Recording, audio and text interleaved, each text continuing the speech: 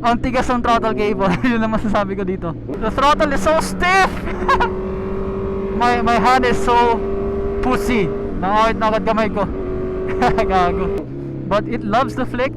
Though I can feel the limits of the Rosso 3 tires sa mga lean angle. So for a naked bike, okay naman siya. That was very fun.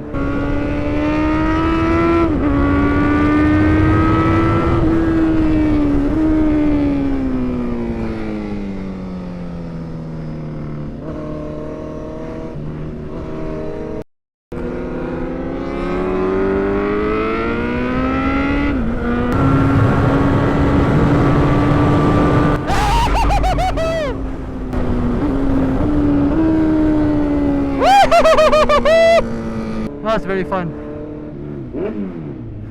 Yun lang. The bike's not mine kasi mini bomba lang.